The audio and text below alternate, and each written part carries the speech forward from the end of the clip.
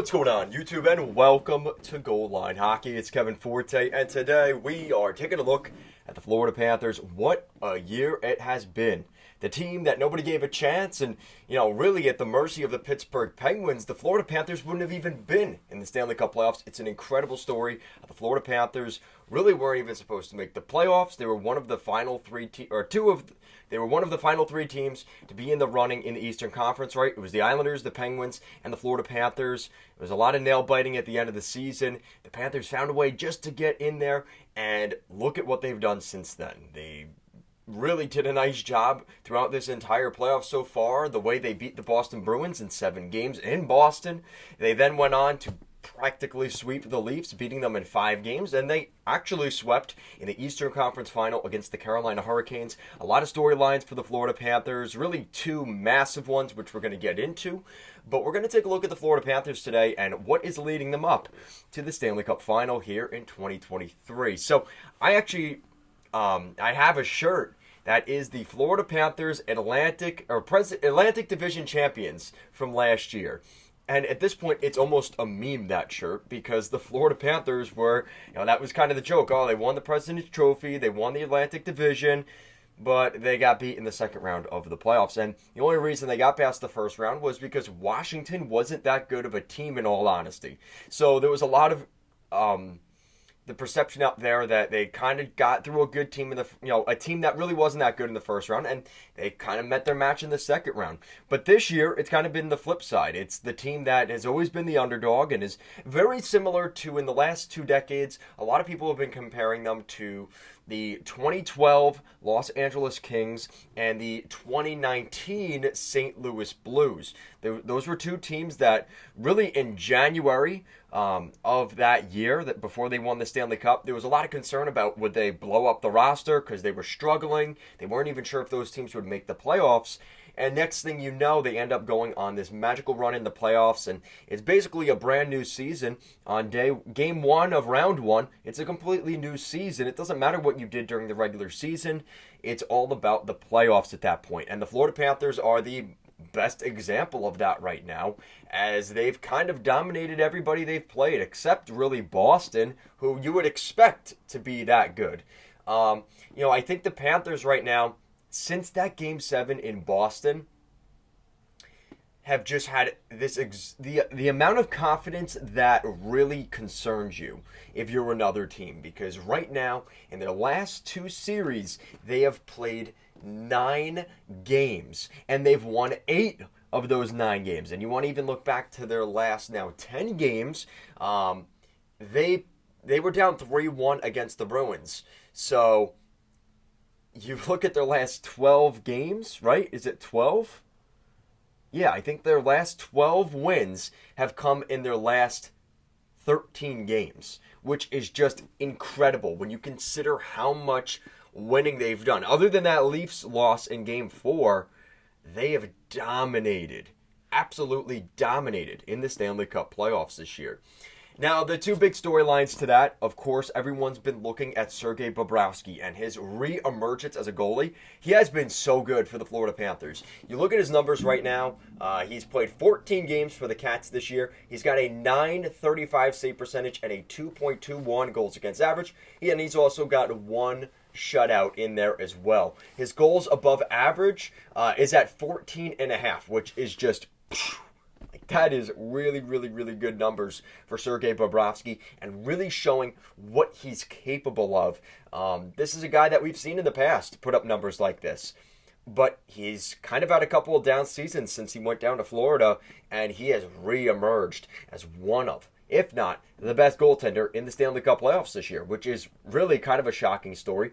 And of course, the other one being by a large margin, Matthew Tkachuk leading the way in points. He has 21 points in 16 playoff games this year. He's got 9 goals and a dozen assists, and a couple of those goals being game-winning goals. He has 4 game winners throughout the playoffs this year. So basically, every 4 games, he has had a game-winning goal. And specifically in this Carolina series, he's had more than that. He's had 3 of those coming in this series in back-to-back-to-back games. I know.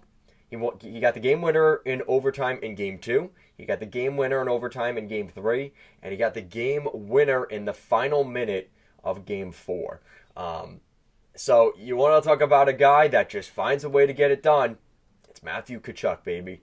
And, right now looking at the Panthers, some of the depth, nobody's really talking about Carter Verhaeghe, but he's also second on the team in points with 15. Alexander Barkov's finally starting to find his game. I talked about earlier in the playoffs that I was a little concerned about Barkov. It seems like he's got some kind of nagging injury. Paul Maurice was very... he was not giving out much information in terms of that front, but I think there's definitely some kind of nagging injury there because Barkov is not at the level we know Alexander Barkov is capable of, so it's kind of a shame in that regard. He's still third on the team in points despite that, and it's nice to see him. He had 2 goals in this series, so I'm expecting Barkov to start kind of ripping it off in the Stanley Cup Final because he's finally starting to find some of his game, starting to find that confidence. Sam Reinhart and Sam Bennett, the 2 Sams, are also playing quite well. I really like the combination of Tkachuk and Bennett on the Florida Panthers. I think that brings an element to the Panthers that they've kind of been lacking for the last couple of years. Obviously it's not saying they're a bad team they were a bad team without those guys. They definitely had a lot of skill, but I think we're starting to see that, especially in the playoffs, guys like that, like a Sam Bennett or a Matthew Tkachuk, kind of bring that spicy jalapeno element to your roster that maybe teams like the former Florida Panthers, or I hate to say it right now, the Toronto Maple Leafs, that little bit of mild sauce that's kind of been missing, that is a huge add to their teams. And I think that's something that's kind of missing for some of those other teams around the league. Now, that's something that I think is going to be a real benefit for them, even in the Stanley Cup Final, whether they play Dallas or Vegas. Those are 2 teams that are pretty dynamic in that regard as well. I think that's going to be a really critical piece for them. So when I look at the Panthers, you even look at specifically, I remember hearing this on the 32 Thoughts podcast about a week or 2 ago. And they were saying how that right side defense is really a strength of the Florida Panthers right now. At any given moment on the ice, you're looking at either Aaron Ekblad out there, who maybe is not putting up the points, but he's a tough guy to play against, Ekblad. Brandon Montour, who is leading the team defensively in points. He's got 9 points throughout this playoff, so he is definitely an offensive threat. And he's also just a pain in the neck to play against. Oh, yeah, and then if neither of those 2 are on the ice on your right side defense, you also have Radko Gudas, who you better make sure your head is up because he will light you up. So when you look at the Florida Panthers defense between those 3 guys, it's really, really talented. And, I don't want to discredit their left shot defense.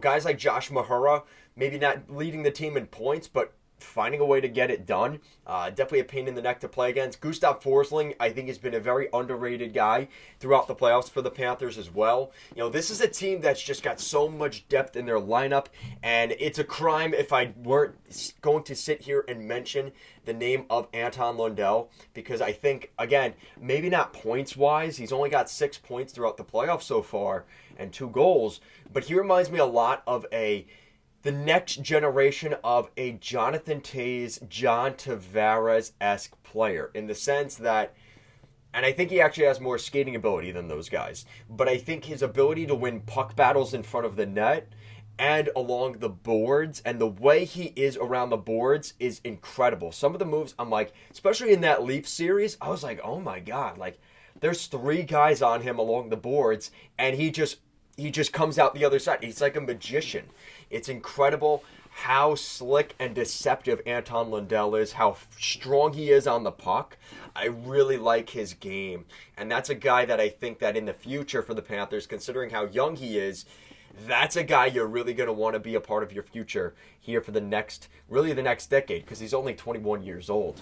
So, I think the Florida Panthers is a lot to be excited about going into the Stanley Cup Finals. I'm really excited to see what the Florida Panthers do. But that team that won the Atlantic Division last year, won the President's Trophy, I actually made a video about this a couple months ago, was teams that tend to win the President's Trophy the year before end up having a lot of success the next season in the playoffs, right? They have that disappointment the first year when they win the President's Trophy, whatever.